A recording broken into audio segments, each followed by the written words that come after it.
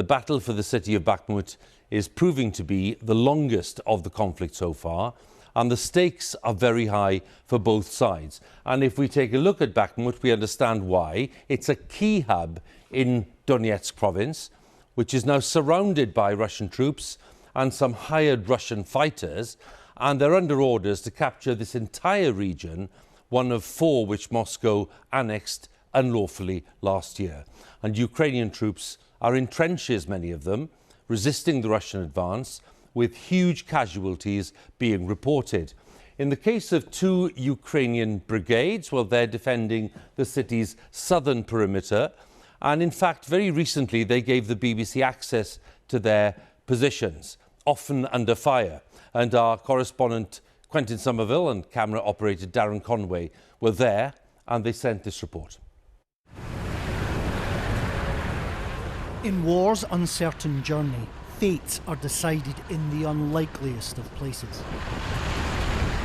Ukraine has drawn a line in the mud, and that line is Bakhmut. No matter the hardship, the enemy must not pass. This ground must be held. Winter has given way to early spring. They hope it might slow Russia's advance. The thing is, it complicates the job for both parties. The enemy has difficulty attacking because nothing moves in the mud. Nothing except tank tracks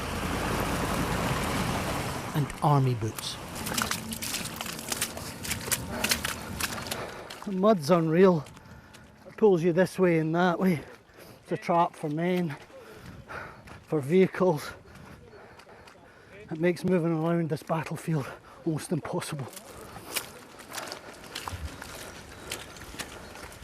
And for the soldiers of the 3rd Separate Assault Brigade, it means going the long way round. Moving as fast as the territory allows. They're in range of Russian guns. We're told to keep low. Stop, вот так. Because there are snipers around here. These trenches are new, but warfare along this front is antiquated. Below ground, these are dugouts that their grandfathers would recognise. But by digging in, they've tied up Russian forces here and held Bakhmut longer than many expected. Hi guys. But it isn't just the conditions that are basic. This is a 21st century war being fought with 19th century weaponry. It's Maxim's machine gun, 120 years of history of killing Russians. Weapon from First World War that uses in Third World War.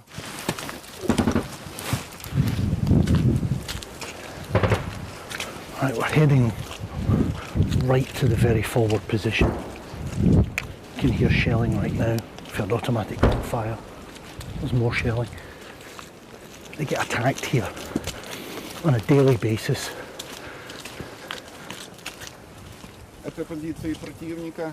There are the enemy positions, so let's move very fast. Okay. Almost every day was some shells from mortar or artillery. Yeah, we can see the craters all around here. There's a fresh crater right there. And we need... Oh, we gotta go. We gotta go. There's hardly any tree cover here. The men are exposed. Moment. And the Russians have found them. Okay, go. We can go in the car because a little bit hotter here. Keep down.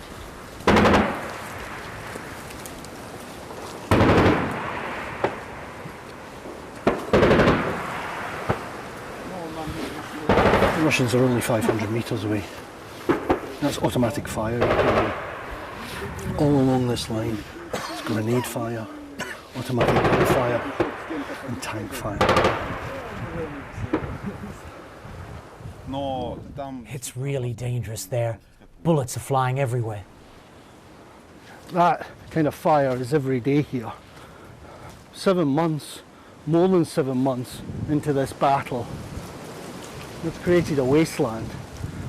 This is the longest battle of the war so far. To the north and to the east, and here in the south, Russia's been making gains, but it's costing them. The Ukrainians say that for every 1 soldier that they lose, Russia loses 7. But still they hold on here.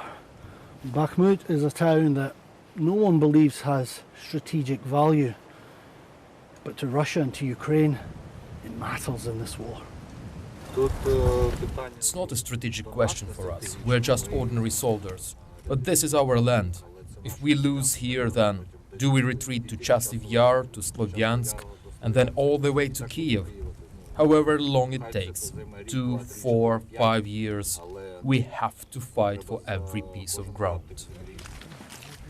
So every tiny step of land needs to be defended, even as they toil under waves of attacks from Russian prisoners sent by Wagner Group. We were in combat every 2 hours. As far as I understand, they were Wagner.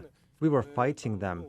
And without overestimating our achievements, I would say a single company was killing 50 of their men a day. We checked the figures. They are awful numbers. They're outgunned and outnumbered, but for now unyielding. In Bakhmut, like in the rest of this war, they've grown used to the odds being against them. Quentin Somerville, BBC News on the outskirts of Bakhmut.